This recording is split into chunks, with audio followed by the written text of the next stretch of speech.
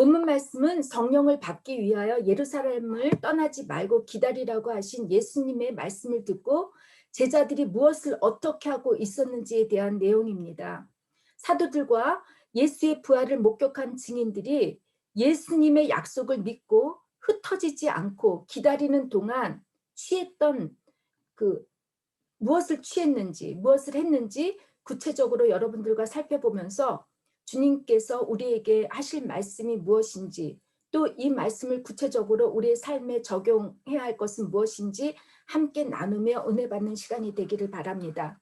첫째, 그들은 감람원이라고 하는 산으로부터 예루살렘으로 돌아왔습니다. 감람원이라고 함은 누가만의 표현인데 감람산을 뜻합니다. 이 산은 예루살렘 동쪽에 있는 해발 841m의 높이의 산입니다. 올리브 나무들이 많이 있다 해서 감람산이라고 불렀는데 이곳에서 보면 예루살렘 전체가 한눈에 들어온다고 합니다. 예수님께서 자주 가셔서 묵상하고 기도하셨던 곳이었고 제자들을 양육했던 곳이기도 합니다. 십자가를 지시려고 예루살렘을 향해 가는 길에 이곳에 오르셔서 예루살렘을 보시고 예루살렘의 멸망을 예언하셨던 곳이기도 하고 주님께서 책보당하시기 전에 고통스럽게 기도하셨던 겟세마네 동산이 있는 곳이기도 합니다. 유대인들은 이곳 감람산은 죽은 자들이 부활할 곳이라고 믿고 있었기 때문에 이곳에 무덤들이 많다고 합니다. 누가 버전에 의하면 예수님의 승천 장소를 베다니 근방, 그 베다니라는 곳이 여러분들이 지도를 보시면 알겠지만 이 바로 감람산에 있습니다. 주님께서 부활하시고 40일 동안 이 세상에서 살아계시다가 마지막을 제자들과 함께 보내시고 하늘로 승천한 곳이 이곳 감람산입니다. 12절을 보면 감람산이 예루살렘에까지 도보로 그리 멀리 떨어져 있지 않은 곳에 있었기에 제자들이 안식일을 지키려고 예루살렘으로 돌아갔던 것으로 보입니다. 율법에 의하면 안식일에는 1km 이상을 걷는 것이 도보로 걷는 것이 금지되어 있습니다. 제자들이 감람산에서 예루살렘으로 돌아왔다는 것은 기독교 신앙의 토대가 이제는 주님의 부활이 시작된다는 것을 알려주십니다.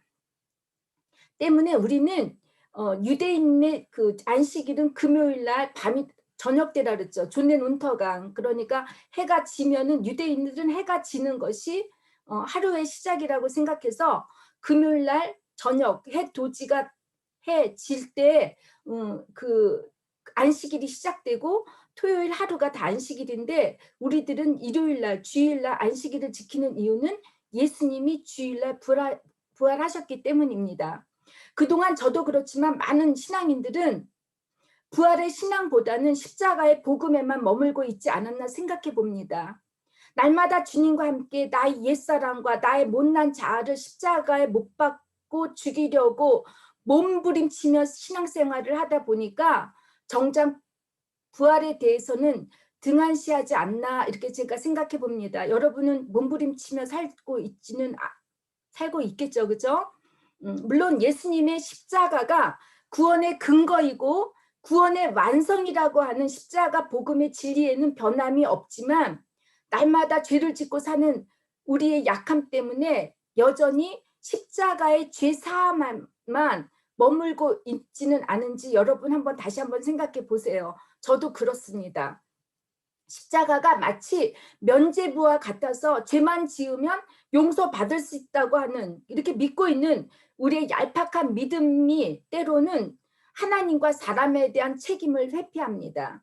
십자가의 면죄부를 받았으니 이제는 죽어서도 구원을 받을 수 있다고 즉 마치 보험에 들은 것처럼 이렇게 생각하고 여전히 변함없이 세상적인 부를 사랑하고 세상적인 영광만을 추구하며 살고 있지 않은지 여러분 스스로가 한번 물어보시기 바랍니다. 물론입니다. 우리의 고난을 견딜 수 있게 해주는 힘이 예수님의 십자가의 신앙입니다. 그러나 우리의 믿음은 고난에만 머물러 있지 않습니다. 고난을 잘 견디고 이기게 하는 신앙입니다. 바로 부활입니다. 부활이 없는 십자가는 죽은 십자가에 불과합니다. 십자가는 부활을 위한 것이기에 죄를 사하게 하고 새 생명으로 살게 합니다.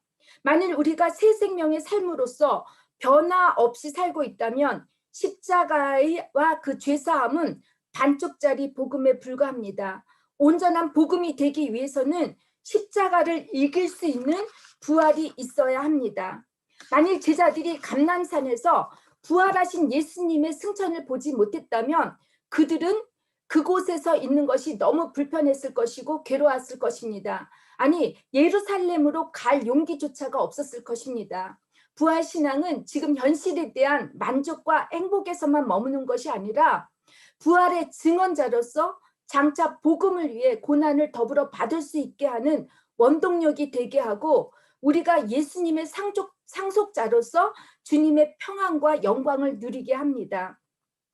비록 지금은 땅에 우리가 이렇게 발을 딛고 살고 있지만 언제나 우리의 눈은 하늘을 바라보며 살게 하시는 것이 부활의 믿음입니다.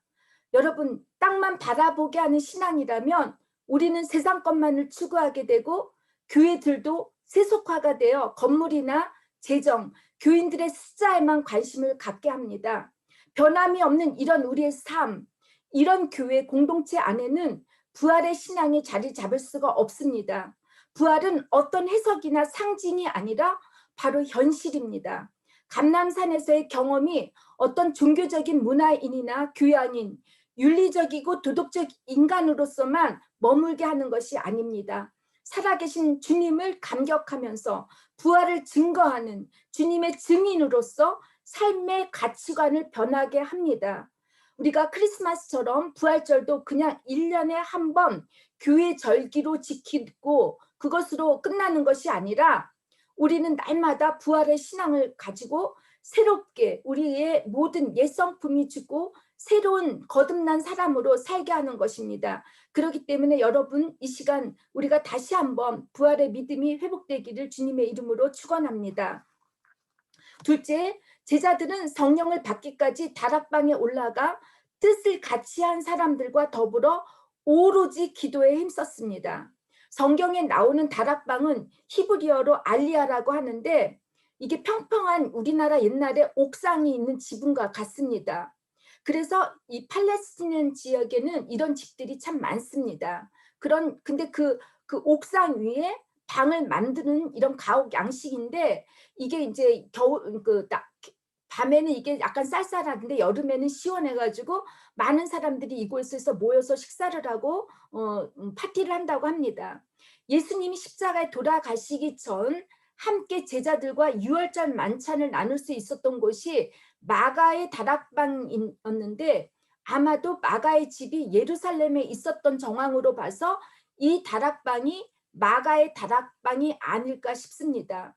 120명이 모였을 정도로 큰 공간을 지닌 것으로 봐서 마가는 매우 부자였을 것으로 보이는데 이곳에서 사람들이 자주 모여 기도를 했다고 합니다. 여러분은 어떻습니까? 기도 모임을 위해 어떤 공동체 모임을 위해 여러분의 집을 즐겨 제공하실 수 있겠습니까? 고린도전서 16장 6절에 보면 주님의 부활을 목격한 사람들이 500명이라고 되어 있습니다. 그 중에 제자들과 예수의 어머니 마리아와 그리고 형제들과 예수님과 평소에 가까웠던 모든 사람들을 포함해서 120명이나 되었다고 누가는 기록하고 있습니다. 아마 생각하지도 기대하지도 않았던 숫자였던 것 같습니다. 뜻밖에도 같은 뜻, 같은 목적을 가진 사람들이 모였다는 것입니다. 500명 중에 120명만 남았다는 것입니다. 나머지 사람들은 다 어디를 갔습니까? 예수님의 약속의 말씀대로 성령을 받기 위해 여러분은 떠나지 말고 간절히 기도하는 120명 가운데 한 사람이시길 원하십니까? 120이라는 숫자는 아마도 유대 법의 그 규례대로 새로운 공동체를 형성할 수 있는 최소 단위의 숫자입니다. 이스라엘이 1948년 신생 정부를 수립하고 국회가 거기는 크네세트라고 하는데 그 크네세트를 세울 때 정원이 120명이었다는 이유도 여기에 있습니다. 120명은 최소 단위의 정수이면서 곧 전체를 의미하는데, 이는 제자들이 새로운 공동체를 세우는데 충분할 수 있다는 의미이기도 합니다. 뿔뿔이 흩어졌던 사람들, 다양한 배경과 성격을 지닌 사람들이 다시 한 자리에 모여 한 마음으로 기도를 했다고 합니다. 오로지 기도에 힘써라는 말은 기도의 응답이 있을 때까지 쉬지 않고 지속적으로 꾸준히 기도를 하는 상태를 의미합니다. 즉, 기도의 분량이 차기까지 기도하는 것입니다. 이들의 기도는 마음을 같이 하여야 하는 기도였습니다. 마치 회의를 할 때 만장일치가 된 것처럼 한 마음으로 기도했다는 뜻입니다.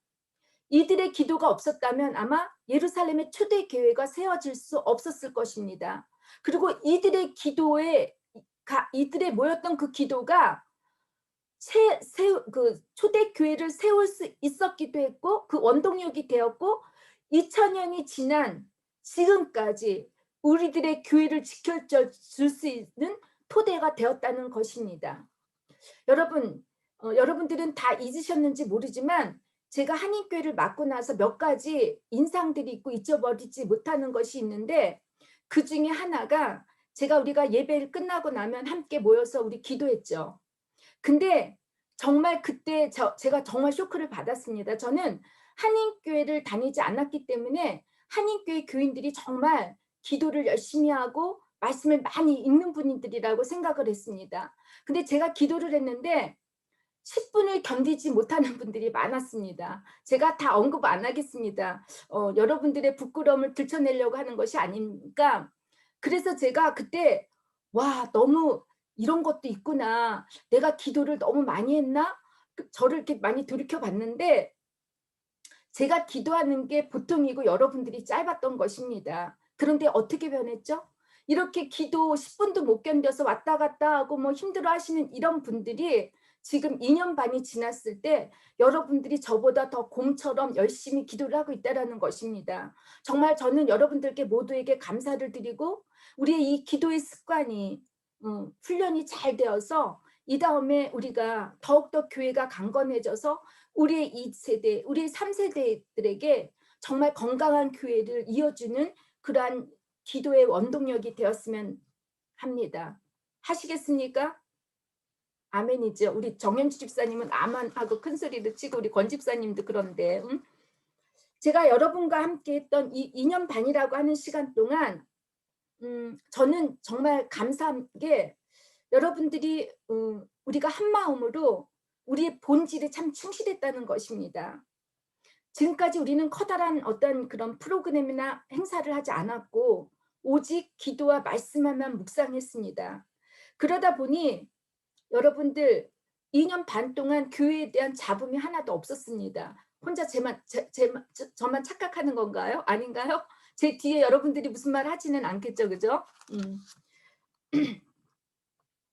저는 이렇게 여러분들이 정말 기도로, 말씀으로 일상생활에서 적용해가면서 건강한 교회의 토대를 이렇게 이루어가시는 것을 볼 때 제가 목회가 힘들기는 하지만 참 보람을 느낍니다. 여러분, 이런 보람 제가 실망하지 않게, 또 제가 여러분을 실망하지 않게 우리 서로가 다 노력하면서 잘 지켜나셨으면 합니다.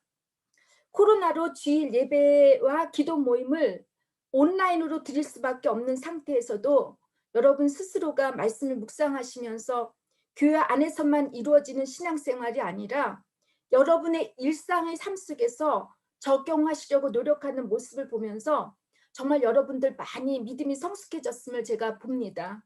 이런 변치 않는 마음, 우리가 앞으로도 우리 교회가 선교 교회로서 늘 본질을 잃어버리지 말고 바른 교회가 되어가기를 주님의 이름으로 부탁드립니다. 교회 공동체가 한 마음이 될 수 있는 것은 목적과 내용이 같아야만 합니다. 목적과 내용이 같지 않으면 싸우고 갈라지고, 그래서 많은 교회들이 상처를 받고 정말 그런 교회들이 참 많습니다. 코로나가 끝나고 다시 우리가 대면으로 만나서 공동체 생활을 하게 될 때까지 지금처럼 늘 기도와 말씀 묵상, 삶의 적용을 통해 성숙한 신앙인, 책임 있는 신앙인으로 성숙해지기를 바랍니다.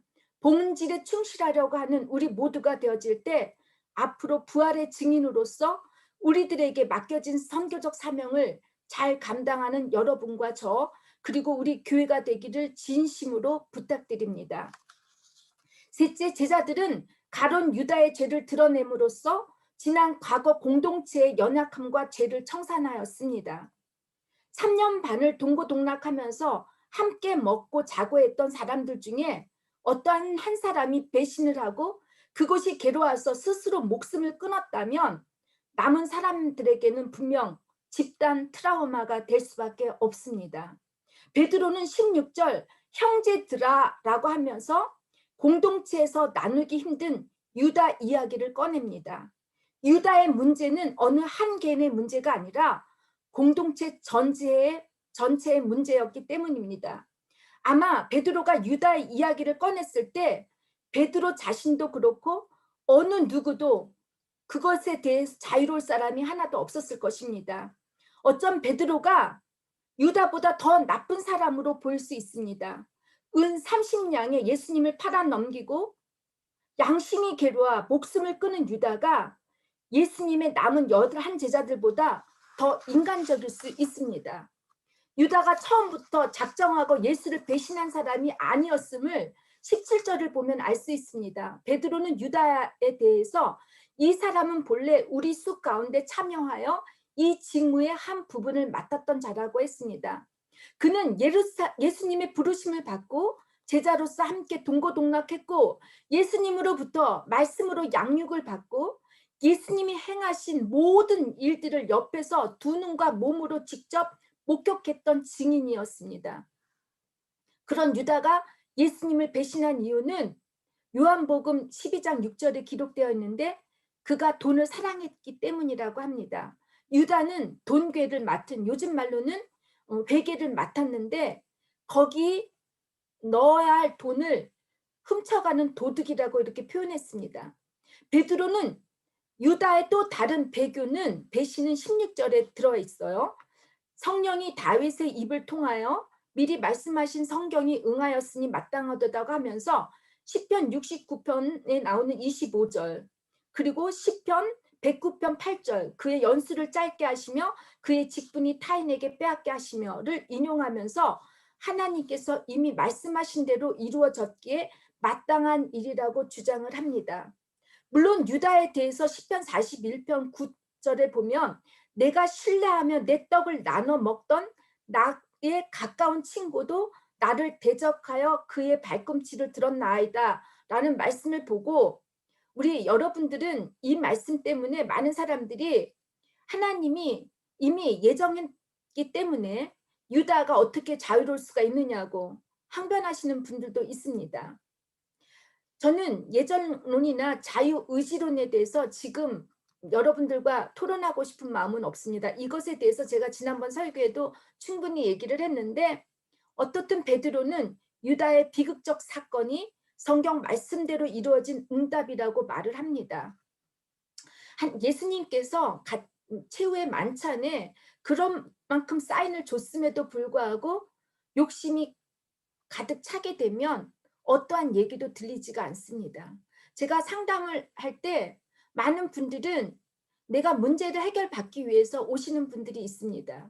내가 어떤 일을 해서도 그 상담에 나오는 어떤 그 해결 방법을 내가 적용하겠다고 하시는 분들은 상담이 대체적으로 해결이 되는데 어떤 분들은 고집이 너무 세서 이게 들어가지가 않은 분들이 있습니다. 그런 분들은 변함이 없이 그대로 살고 있습니다. 마찬가지로 우리의 마음이 내가 정말 간절하게 변하기를 원한다면 여러분들 정말 삶 속에서 말씀으로 구체적으로 변해 주시기를 바랍니다. 제가 가끔 독일에서 이제 텔레비전을 보면 공영방송에 독일의 치욕적인 역사들을 보여줍니다. 아우슈비츠가 이런 그런 집단 수용소에서 어떻게 많은 유대인들이 죽었는지 히틀러에 가담했던 사람들이 어떻게 무슨 짓을 했는지 아주 리얼하게 다 보여줍니다. 이런 장면을 볼 때마다 독일 사람들 중에서는 비록 소수이긴 하지만 히틀러 정권과 그 히틀러의 그 나치 정권과 상관이 없는 요즘 젊은 애들은 왜 우리 조상들이 내가 하지도 않았는데 왜 조상들이 이렇게 지은 잘못된 이런 실수들을 내가 왜 이걸 봐야 하고 불쾌하게 느끼는 사람들이 참 많습니다.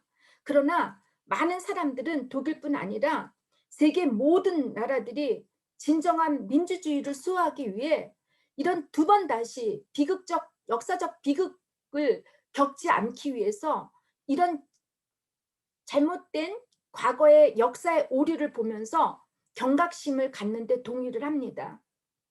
이렇게 성령께서는 베드로의 입을 통해 유다의 문제를 드러내신 것은 공동체를 치유하시기 위함도 있지만 예방 차원을 위해서 하셨습니다. 전례에 의하면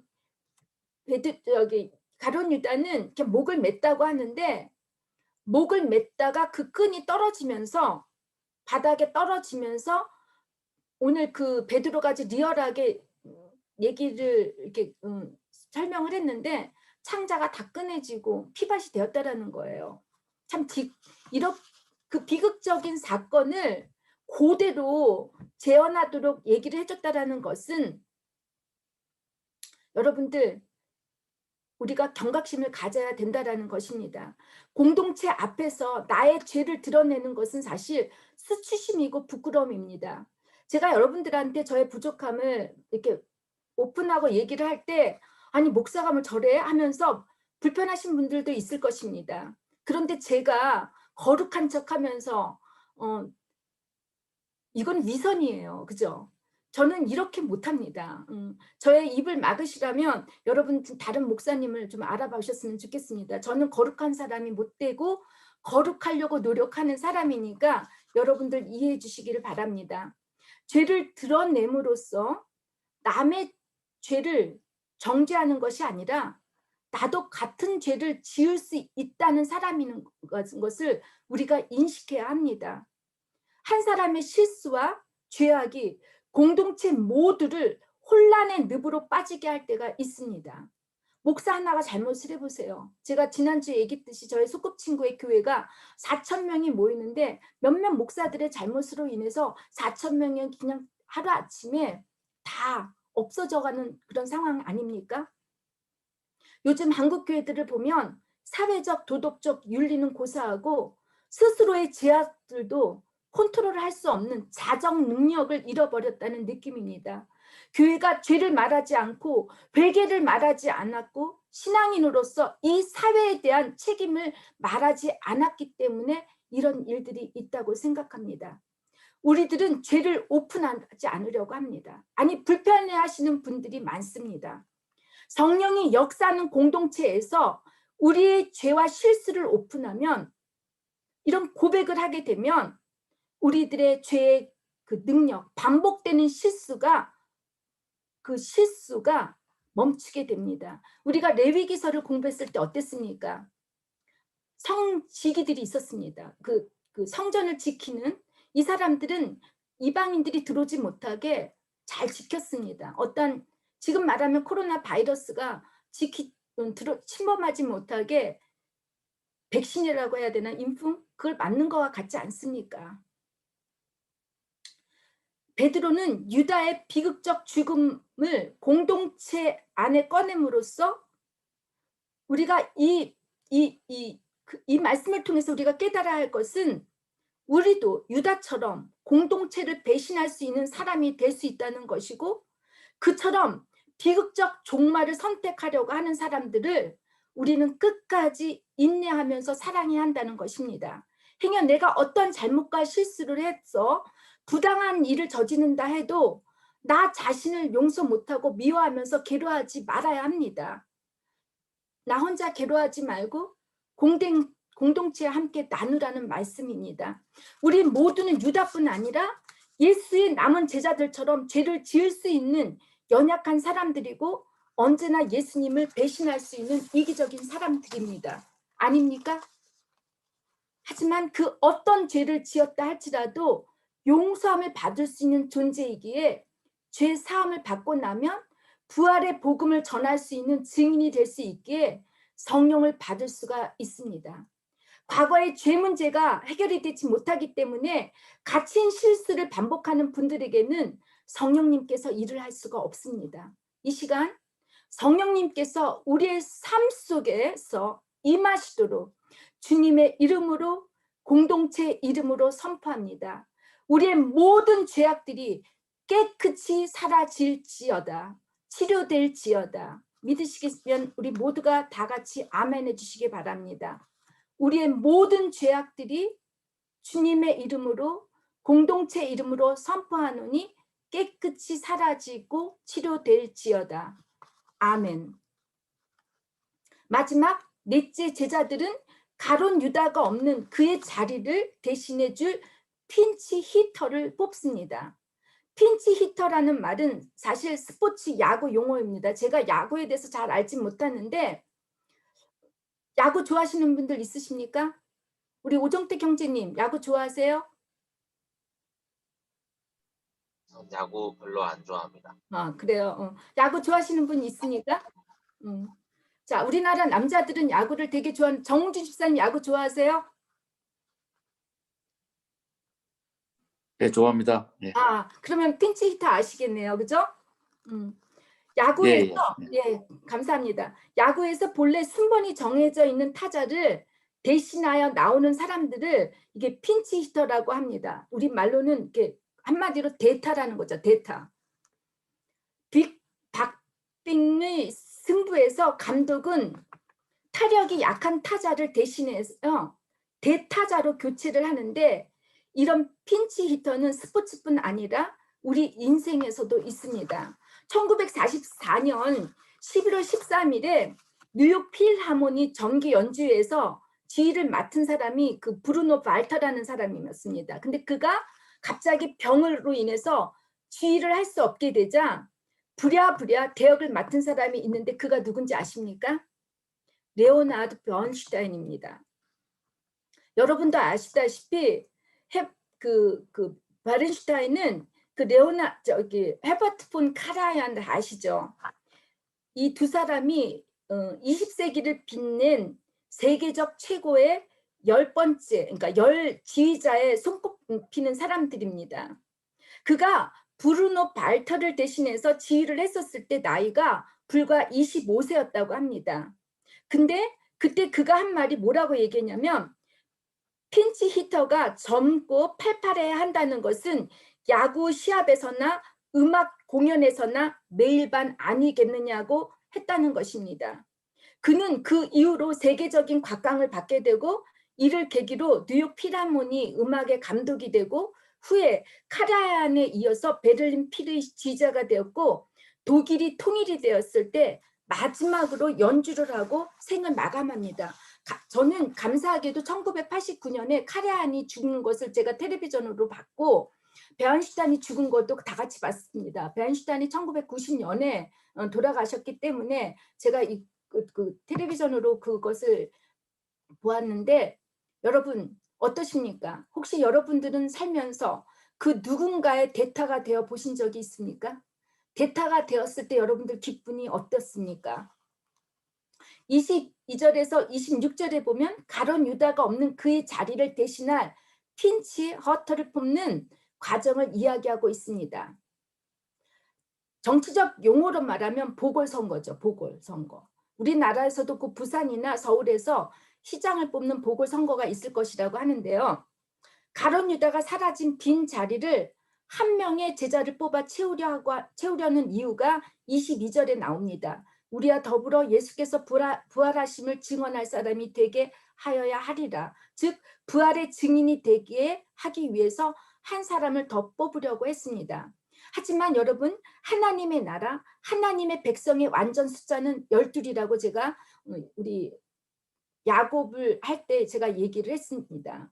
야곱의 12아들, 이스라엘 12지파처럼 예수님도 12제자들이 필요했다고 했습니다. 유다의 자리를 채울 수 있는 사람을 위해서 합당한 두 사람의 이제 후보가 있습니다. 한 사람은 바사바죠. 그리고 다른 한 사람은 마띠아인데, 이 마띠아라는 뜻이 하나님의 선물이라는 뜻입니다. 이 두 사람 모두 예수님이 승천하실 때까지 예수와 함께 했던 사람이었을 것으로 보입니다. 예수의 제자가 된다는 것은 예수님이 살아계셨을 때와는 이제 정반대로 조롱과 핍박과 죽음까지도 감당해야 하는 시기에 이 사람들은 다락방을 떠나지 않고 함께 기도했던 사람들이었습니다. 사도들과 증인들인 예수의 제자, 이 사도들을 뽑는 일에 신중했고 무사람의 마음을 아시는 주님께 기도하면서 유대의 전례 방식대로 제비뽑기를 했습니다. 제비뽑기는 나무나 돌, 동물뼈, 화살 등에 각각 이름을 쓰고 그 한 그릇에 넣은 그것들을 그릇에 넣은 후에 흔들면서 마지막 나온 이름을 택하는 방식인데 이 제비 뽑는 것은 구약 시대의 전례였기도 합니다. 제비는 사람이 뽑으나 모든 일을 작정하시는 여호와께 있느니라고 이 잠언서에 기록이 됐는데 우리도 새해에 항상 성경 구절을 뽑기는 한데 모든 것을 말씀에 의지하여 하나님께 맡기고 선택한 결과 그것을 하나님께 맡기는 것으로 제비뽑기를 하는데 이 제비뽑기의 결과에 마띠아가 선출되었습니다. 마띠아라고 하는 사람에 대해 누가는 요한의 세례로부터 우리 가운데서 올려져 가신 날까지 주 예수께서 우리 가운데 출입하실 때 항상 우리와 함께 다니던 사람이라고 21절과 22절에 기록했지만 그의 이름이 그 이후로 신약 성경에 등장하지 않는데 전승에 의하면 그가 예수님이 훈련하신 70인의 제자 중 하나였고 후에 에디오피아에서 순교했다고 합니다. 여러분, 사도행전은 내용상 끝이 아니어서 여러분이 누가가 되어 계속해서 여러분의 신앙을 복음의 능력을 써 나가야 한다고 제가 지난주에 여러분들께 말씀드렸습니다. 유다의 빈 자리에 마띠아가 핀치 히터가 되었던 것처럼 여러분이 마띠아가 되라고 하신다면 여러분은 어떻게 하시겠습니까? 하나님 나라가 12명의 자리를 채워야 할 때 그 한 자리에 주님께서 여러분으로 채워야 한다고 하신다면 여러분은 예스 하겠습니까? 야구에서처럼 핀치히터는 책임이 막중합니다.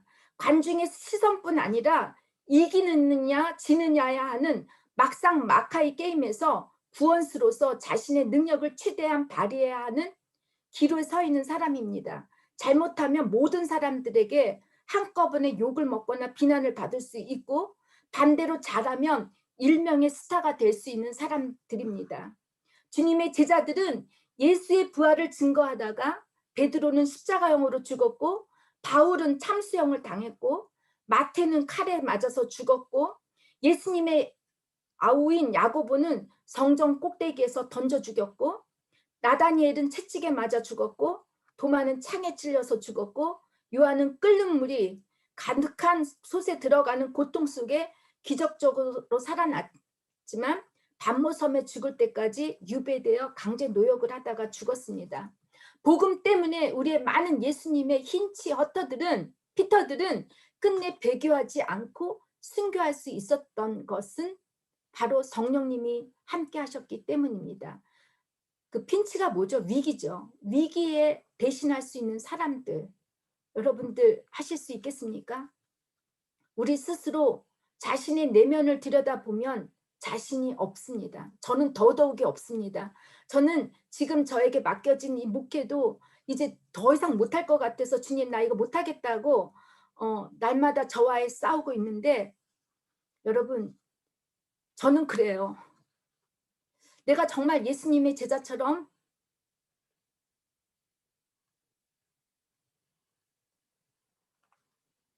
목숨을 아끼지 않고 끝까지 충성스러운 증인이 될 수 있을까 두렵습니다. 주님께 서원했다가 혹시 가룟 유다처럼 원망이 생기고 실망하는 것은 아닐까 의심이 생기기도 합니다. 아직도 세상을 사랑하고 돈을 좋아하니까 세상과 적당히 타협하면서 뜨겁지도 차지도 않으며 신앙생활 하고 싶은데 주님께 올인하게 되면 내가 좋아하는 것들을 포기해야 하지 않나 하는 두려움이 있을 수 있습니다. 주님의 힌치피터가 되려면 세상의 모든 유혹과 비방을 이겨나가야 합니다. 때로는 사랑하는 사람들을 포기해야 하고 목숨을 내어줄 만큼 헌신을 요구받을 때도 있습니다. 그러나 부활의 예수님께 소망을 두게 되면 내가 알 수도 없고 이해할 수도 없고 견디기 힘든 일도 우리는 참아낼 수가 있습니다. 주님이 날마다 당신의 손으로 내 눈물을 닦아주시고 평안과 기쁨을 주십니다. 그것이 복음에 감춰진 신비한 비밀입니다. 지금 여러분께서 당장 예스할 수 없다 할지라도 이와 같은 마음으로 신앙생활을 할 때 우리는 이 세상을 변화시킬 수 있습니다. 예수님이 없는 것을 성령으로 채우시고 유다가 없는 자리를 마띠아로 채우듯이 우리가 함께하는 교회 공동체 생활을 하면서 우리는 그 비어있는 한 자리를 채우며 살아가는 그런 여러분과 제가 되기를 주님의 이름으로 축원합니다. 다 같이 기도하시겠습니다. 지금은 세상 끝날까지 우리를 버리지 아니하시고 함께하시는 성자 예수 그리스도의 은혜와 무한하신 하나님의 사랑하심과 우리를 진리 가운데로 인도하시는 성령의 감화와 감동하심과 교통하심이 이제로부터 우리 모두가 주님의 핀치허토로 살아가는 하나님의 귀한 제자가 되어줄 수 있도록 함께 하시기를 간절히 축원하옵나이다. 아멘.